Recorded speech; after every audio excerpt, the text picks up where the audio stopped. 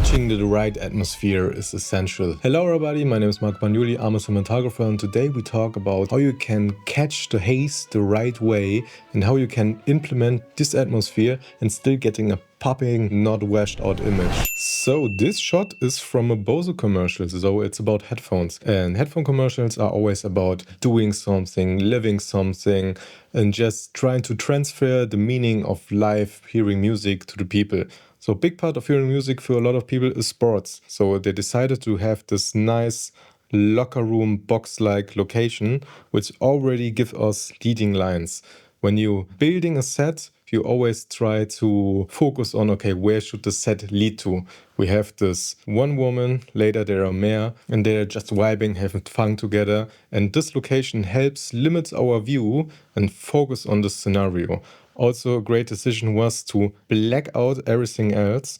For a shot like this, you go into a studio, put the whole wall with molten, so you have a black box. But to have this really black background, you really have to overshoot the scenery. What I mean by that, you have everything else light so bright that you have to drop the exposure on your camera in ratio to background that it's just pitch black. It's not that difficult to do, but something you have to look for. So how do we light a scene like this? The most prominent light here is clearly this huge background light. With the lamp over here, just breaks the light nicely and give us leading lines focusing on our actor. So this lighting here is not that difficult. I just put a huge light with a big controlled beam over here. This could be an Aputure with just a cone or something like that, and just blast it into the scenery. Just try to not go everywhere with the light because you want this in this area.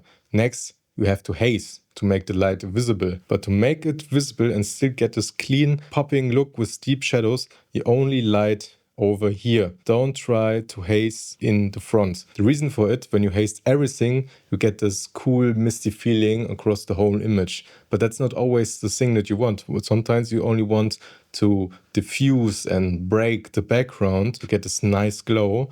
And now everything still in the foreground looks the same. Also, the problem is, because you have this strong of a backlight and you overshoot the scenery, she is also just lit with a hard light blasting on her. That's a cool look. It's a really sporty look because it tones the muscles and everything. But the problem is when the haze would be everywhere, also in the foreground, what happens here would also happen here. And you would have this big cone of lit haze in the foreground, and now you would lose this nice cinematic background. Also, it's very annoying, very distracting, and so you separate your image in layers. Also, what you see is the whole scene is pretty monochromatic. You have this blue tones, which really walls and the ground pick up nicely. You always have something to break the monochromatic feeling. So they put a little bit of colored things here and there so that the image is not just blue. Because when your image is just blue with a little bit of skin tones, it really fast becomes just orange teal.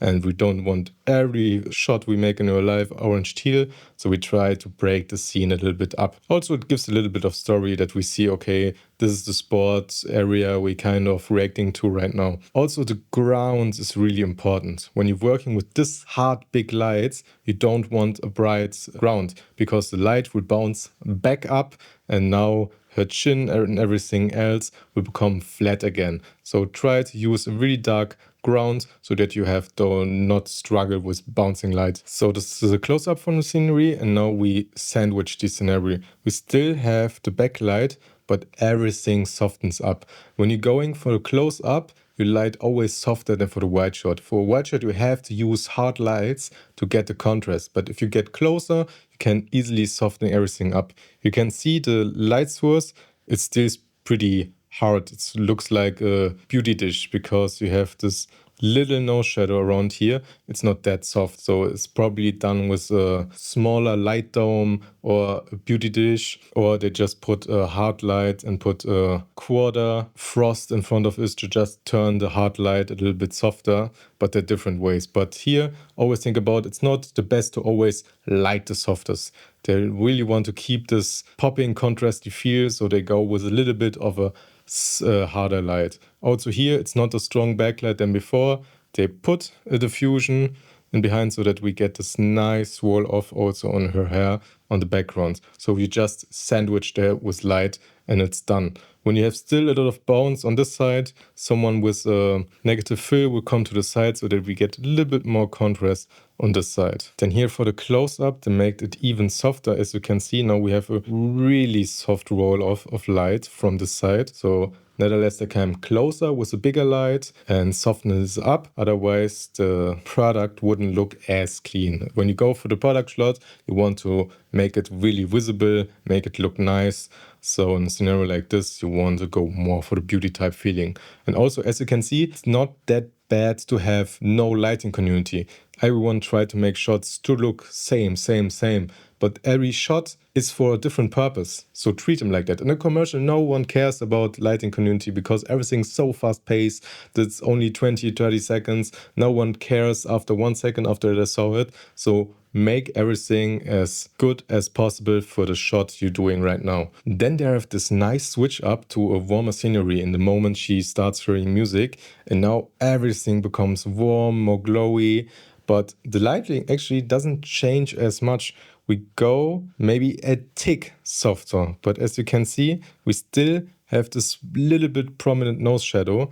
The only thing that is changing is that this side of his face has clearly more fill.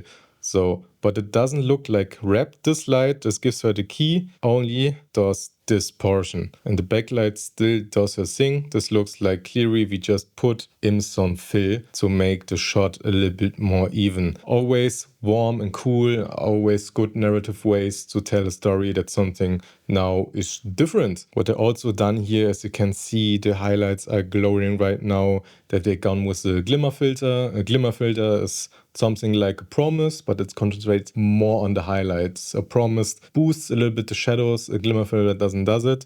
It just gives you a little more of this specular creaminess. Also here, it's not just the way that they lit everything differently, they also did the makeup accordingly. So always think also about these little details. It's not just light, it's what the person is wearing, how the person is acting, and also makeup. Makeup is really important in a scenery like this. Also, I'm a huge fan of multicolored backdrops.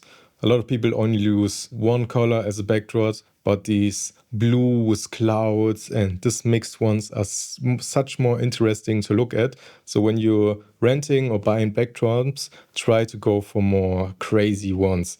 It will always look, I promise you, more professional than just using one singular color. So if you enjoyed this video, I really would appreciate subscription from you. My name is Marco Bagnoli and I'll see you next time.